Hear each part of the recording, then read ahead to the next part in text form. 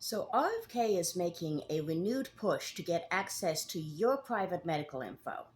He has claimed repeatedly that we need to research the supposed link between autism and vaccines, ignoring the decades of credible research that have already ruled out such a connection.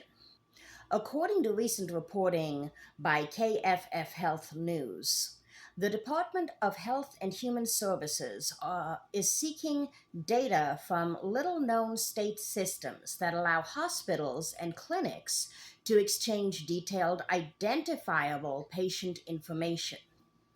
Public health leaders have raised concerns that such a move might not even be legal, much less beneficial.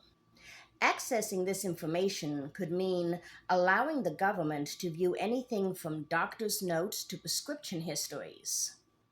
And HHS has offered no information or explanation as to how the information might be used or protected.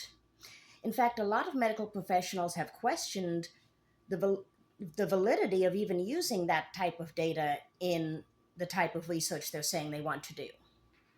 Now, RFK told KFF Health News that these studies are, quote, already in motion, despite the fact that HSS has not announced any new programs or studies related to autism or vaccines.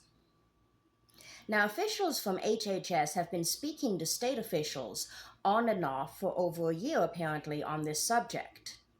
An official from Maryland has said that they have already rejected the data sharing proposal, while another from Indiana said that the state is still weighing HHS's proposal.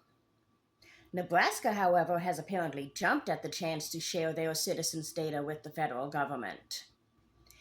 And afterwards, Nebraska's state health department was awarded $18.7 million, the most of any state last year. In addition, Sync Health, the most used Nebraska Health Information Exchange network, and also the first to sign on to the new data sharing program, was awarded 3 contracts totaling $13.6 million from the state health department just weeks later on January 9th and January 16th, according to publicly accessible data of state contractors. In addition, KFF Health News reported that HSS spokesperson Emily Hillard did not answer questions about how many states are participating in Kennedy's project, what new data the agency is collecting, how much the federal government is spending on the initiative, how it is protecting patient privacy, or even who has access to the data. So let me be clear here. RFK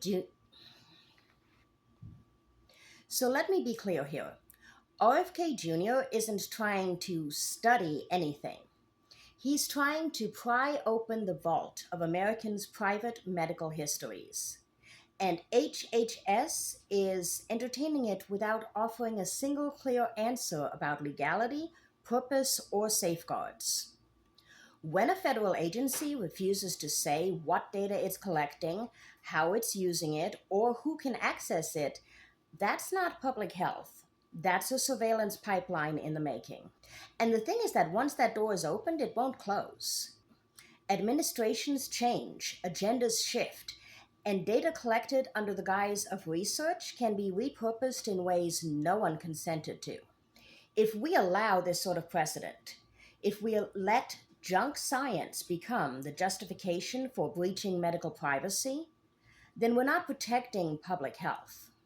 We are dismantling the boundary that keeps the state out of our exam rooms and out of our lives.